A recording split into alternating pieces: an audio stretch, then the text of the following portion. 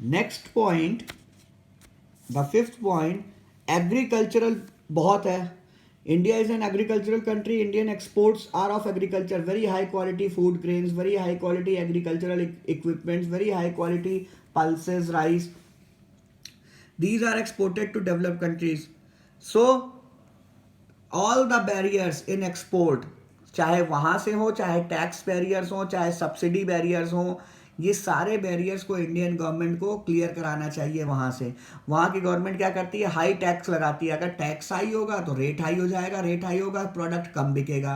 तो इस तरीके के टैक्सेस एंड सब्सिडीज जो भी होती हैं, इन सबको WTO से कह के Indian government should get it removed. MNCs, I told you, a proper check on MNCs. जो कंपनीज हमारे यहाँ हैं, जो बाहर की कंपनीज हमारे यहाँ हैं, जो हमारे यहाँ ऑपरेट कर रही है, like Vivo, Oppo, Samsung, lot of companies are there, KFC, McDonald, और भी बड़ी कंपनीज हैं. Lot of companies that are operating in India should be kept checked so that they do not harm the domestic industries. वो ऐसी गंदगी ना फैलाएं, ऐसे प्रोडक्ट्स ना दें कि हमारे प्रोडक्ट की वैल्यू खराब हो. इतने खराब और सस्ते प्रोडक्ट ना दें कि हमारे कपड़े की इंडस्ट्री खराब हो जाए. उनके प्रोडक्ट्स का एक स्टैंडर्ड चेक करें. ऐसा नहीं कि उनको हमने दे दिया तो कुछ भी बेचेंगे इंडिया में. One should check, the government should check that these multinational corporations are following the standard of products, and their standard, they are not below standard, their standard is maintained, and their standard is not harming the industry of India. And last but not the least, all the developing countries should be united, then only they can fight the developed countries. जैसे developed countries के पास पैसा बहुत है, power बहुत है, America, Australia, France, China, they have a lot of power and they dominate the world trade. उनके पास industry है.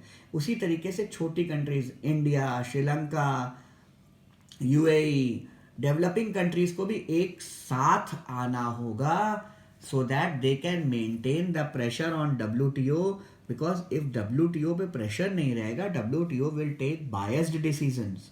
Biased decisions means it will straight away favor the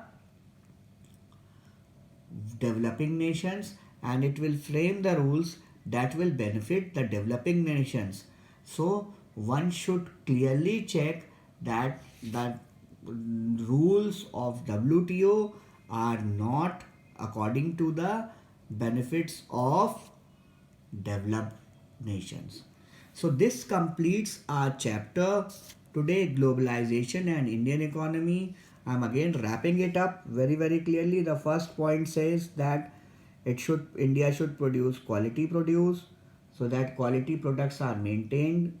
Second, the labor strikes are reduced. Third, India must check that the World Trade Organization is not dominated by the developed nations like China, Japan, USA, etc. Fourth, anti-dumping and anti-quota laws to be removed or to be reduced so that the Indian clothes are also sold in all the nations very easily.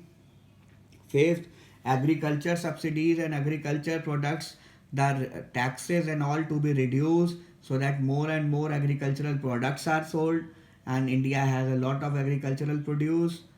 One should check, next point, one should check on multinational corporations that they maintain the standard of products so that the quality is not and the market is not hampered.